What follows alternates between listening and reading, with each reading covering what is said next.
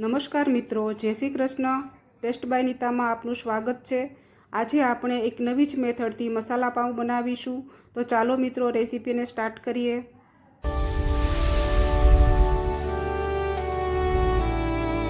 મસાલા પાઉં બનાવવા માટે મેં 3 બટેટાને બાફીને તેની છાલ ઉતારી લીધી છે। હવે બટેટાને મેશ કરી લઈશું। આપણે એક અલગ જ મેથડથી મસાલા પાઉં બનાવીશું જે ખૂબ જ ઝડપથી બની જશે અને ખાવામાં પણ એટલા જ ટેસ્ટી લાગશે।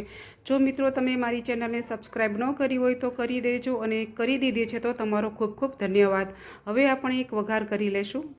2 ચમચી તેલ ગરમ કરીને તેમાં અડધી ચમચી જીરું નાખીશું। 5 ચમચી જેટલી હિંગ નાખીશું અને 2 મોટી ચમચી જેટલી આદુ અને મરચાંની પેસ્ટ નાખીશું। મેં 5 થી 6 લીલા તીખા મરચાં અને 2 ટુકડા આદુના લઈને ખાંડણીમાં સરસ રીતે ક્રશ કરી લીધા હતા। હવે તેમાં આપણે ચપટી જેટલી હળદર નાખીશું। આ પેસ્ટને સરસ રીતે સાતળી લેવાની છે।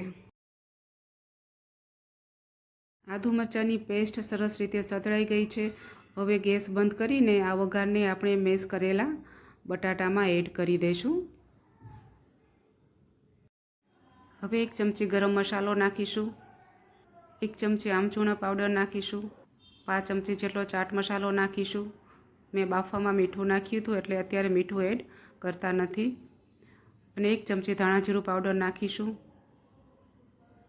જો મિત્રો તમે બાફવામાં મીઠું ન નાખ્યું હોય તો તમે સ્વાદ અનુસાર મીઠું નાખી શકો છો।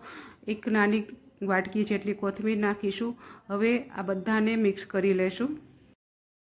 હવે ગ્રીન ચટણી બનાવી લેશું। 200 ગ્રામ જેટલી મેં કોથમીરને ડાળી સહિત લીધી છે અને 10 ગ્રામ જેટલા ફુદીનાના પાન લીધા છે। ત્યારબાદ 7 થી 8 જેટલા લીલા તીખા મરચાં લીધા છે। ચટણીને તીખી જ બનાવવાની છે અને 5 થી 6 જેટલા આદુના નાના ટુકડા લીધા છે। હવે સ્વાદ અનુસાર મીઠું નાખીશું। તમે તમારા ટેસ્ટ પ્રમાણે ખાંડ પણ નાખી શકો છો અને ઉપરથી અડધું લીંબુ નીચવીશું। લીંબુ નીચવાથી ચટણીનો કલર સરસ ગ્રીન રહેશે। હવે આપણે 2 ચમચી જેટલું પાણી ઉમેરીને ચટણીને પીસી લેશું। ચટણી બની ગઈ છે, કલર પણ જોરદાર આવ્યો છે। સાથે મેં લસણની ચટણી પણ બનાવી લીધી છે। 8 થી 10 કળી લસણ લીધું છે। 2 ચમચી કાશ્મીર મરચું અને 1 ચમચી મીડિયમ મરચું લઈને સ્વાદ અનુસાર મીઠું નાખ્યું હતું અને 2 ચમચી પાણી નાખીને મેં ચટણીને પીસી લીધી છે। આપણી બંને ચટણીઓ તૈયાર છે। હવે પાઉંમાં વચ્ચેથી કટ મૂકી દેશું। બંને પાઉંમાં વચ્ચેથી કટ મૂકી દેશું। જે મસાલો તૈયાર કર્યો છે એમાંથી લગભગ 6 પાઉં તૈયાર થશે। સૌથી પહેલાં આપણે 2 પાઉંમાં મસાલો ભરી લેશું। સૌપ્રથમ લાલ ચટણીને લગાવી લેશું। ચટણીને થોડી વધારે જ લગાવવાની છે। મસાલા પાઉં થોડા તીખા હશે તો જ વધારે ટેસ્ટી લાગશે। બંને પાઉંમાં લાલ ચટણી લગાવી લેશું। જો મિત્રો તમે થોડું ઓછું તીખું ખાતા હોય અથવા તો નાના બાળકોને ખાવાનું હોય તો તમે તમારા ટેસ્ટ પ્રમાણે ચટણી લગાવી શકો છો। ગ્રીન ચટણીને પણ બંને પાઉંમાં લગાવી લેશું। મસાલાને વધારે પડતો ભરવાનો નથી કારણ કે પાઉંને રોસ્ટરમાં રોસ્ટ કરવાના છે જેથી મસાલો બહાર નીકળી જશે। તમે તવા પર પણ રોસ્ટ કરી શકો છો। બીજા પાઉંમાં પણ આ જ રીતે વ્યવસ્થિત મસાલો ભરી લઈશું। બંને પાઉંમાં સરસ રીતે મસાલો ભરી લેવાનો છે। હવે તેમાં 1 ટમેટાની સ્લાઇસ અને 1 ડુંગળીની સ્લાઇસ મૂકીશું।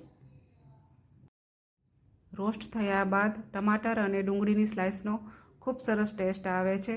હવે આપણે ખમણીની મદદથી ચીઝને છીણી લેશું। તમે તમારા ટેસ્ટ પ્રમાણે ચીઝને ઓછું વધતું કરી શકો છો। જો ચીઝને તમારે છીણવું ન હોય તો તમે ચીઝની સ્લાઇસ પણ મૂકી શકો છો।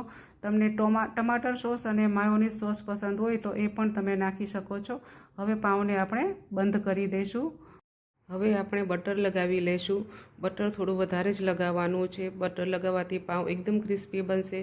બંને પાઉંમાં બટર લગાવી લઈશું। જો મિત્રો તમારી પાસે બટર અવેલેબલ ન હોય તો તમે ઘરનું માખણ અથવા તો ઘી પણ લગાવી શકો છો, તેનાથી પણ પાઉં ક્રિસ્પી બનશે।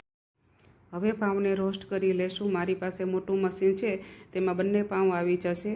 મશીનને બંધ કરીને 2 થી 3 મિનિટ માટે રોસ્ટ કરી લેશું। જુઓ મિત્રો કેટલા સરસ ક્રિસ્પી પાઉં બન્યા છે।